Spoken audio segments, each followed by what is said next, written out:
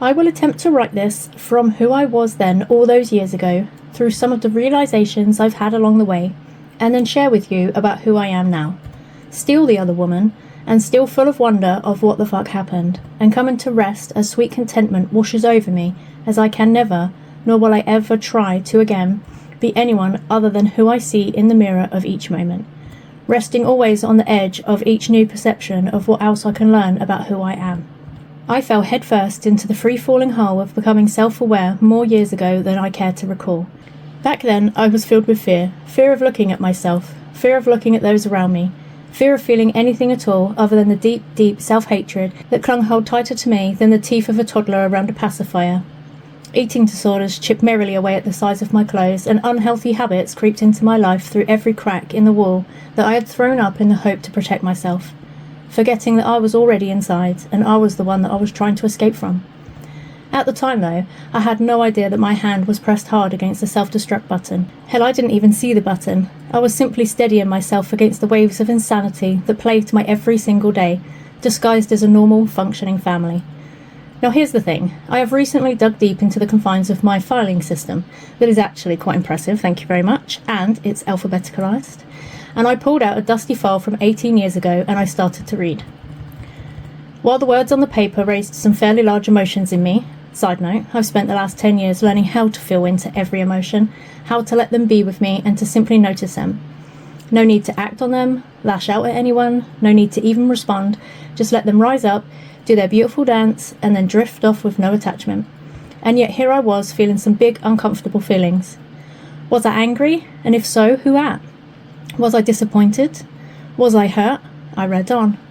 I put the papers down, proceeded to act out daily chores while the words swam around my head, and then I went back to them and read on more. And then it occurred to me that this was another opportunity for me to look at myself in the eye again and see the situation from a whole new viewpoint. Now let's go back to the beginning. I was 21 years old when I moved back from Wales and into Hampshire, UK. We had pets, so I registered them with the local vet, and here is where I met this guy. He was from South Africa, he was good at his job, he seemed, and was easy to talk to, and his lack of humour amused me. Over the following year, I increased the number of pets we had, so I spent a lot more time at the vets. He would ask me questions about my very young daughter, who was often with me, about my other pets, life in general, and he seemed to enjoy instigating and continuing the small talk. I didn't mind, as I enjoyed the distraction from the cost of the vet's bills, and having an approachable and caring vet seemed to ease the crossover of paying what turned into thousands. At some point, he decided to leave this practice and start his own. I took this opportunity to tell him I trusted him with all my pets, and I wanted to follow him, as long as he was near enough to travel to.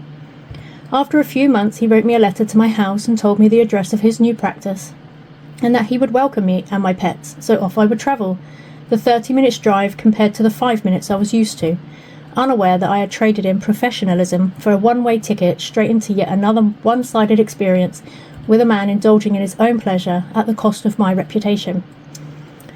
But the scenery was beautiful.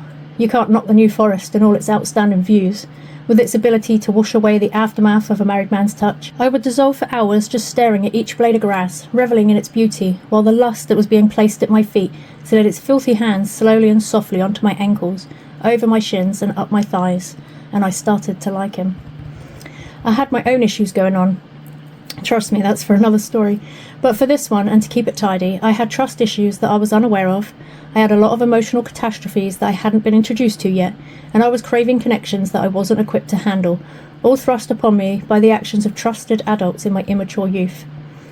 I am not sharing this part so they become an excuse for my part of what was transpiring. I am sharing because they are the reason behind my actions. I was able to have clarity about myself and those involved and how I was able to turn my whole world around. I was only able to learn these particular lessons because of what was transpiring. I would never recommend falling into the trap of listening to a married man's words, and I would absolutely not recommend going looking for a married man, yet this is my story, and for it to be something to grow from and to improve myself and those around me, I need to tell it how it was and how it is. The reader of this story can take whichever version best suits them. If you're currently in the grips of a man or woman who is already married, and they're telling you all the ways it isn't working, then run. Fast in the opposite direction. If you think it would be fun to have attachment-free playdates with this type of person, then believe me, it is never attachment-free. And if you are the wife or husband of someone who has played these games, then please know there is always two sides to the heartbreaking story.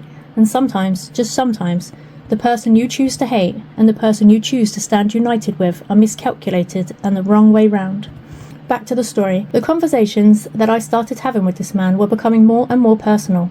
He was learning things about me that I never usually shared. And due to my mixed up head, there was far too much that I kept hidden, so what I was sharing was a glossy version of a delicate life within a house upon stilts. I had no partner and no real desire to have one. I had a very small daughter that he had gotten to know. I often brought my mother with me or my sister, and again he had gotten to know them and they him. I had 9 dogs, rabbits and birds at this time, and he had ideas for them, so I kept making these appointments and I was starting to see him differently. I was seeing him as someone who cared, and as this feeling was limited within my life, it just made me trust him more. He started making my appointments at the end of surgery and would suggest I came alone, so we could talk. I kind of liked being able to just sit and chat, and he was easy to talk to, so I obliged and came alone. Looking back, here was the turning point for me. He was sharing with me that his wife, who I saw sometimes around the surgery, as they had a house attached next door, was causing him serious distress. Why? I asked, concerned. This was a mistake. I should never have asked why. It opened the door to me seeing him as someone who needed help, and I knew I could do that. I could help. I could listen. And I could ease his sad face. He went on to tell me over several appointments how their marriage was not working anymore, and the children were just an added stress. The home wasn't a happy one, and he was seriously planning on leaving. I heard all these words before any serious touch had happened between us. His words were attaching themselves nicely to my heart, and my soul literally wanted to soothe this guy. But these were all just words. I had no courage or intention of ever making that first physical move. With the secrets I was hiding from myself regarding my past meant I couldn't reach out and touch him. But he had the desire and the courage, and he would intentionally brush too close to me, pushing his tall body into mine, and his hand would linger on mine when tending to a pet. And each time I was starting to feel the earth move a little more. As to me, these tiny moments felt like he was trusting his breaking heart to me, and these gentle moments were his way of acknowledging me. I was born to be a people pleaser, and I wanted to please him. I wanted to help. This had been going on for months, if not a year, and each hand touch was getting longer and more purposeful, and his eyes would rest on mine for far too long, and he would be far too close for me to contain my emotions. Let me reiterate, this wasn't over a week or two. This had been growing for a long time, and with breeding my dogs meant more appointments, and more appointments meant more opportunities for him to pull me a little closer. Clouding my fragile judgment with his twisted stories about his home life and how getting closer to me was helping, and getting me to the point where I was waiting for the touches on my hand, and then the pause, and then looking me in the eye, as if pleading with me to say something kind to him.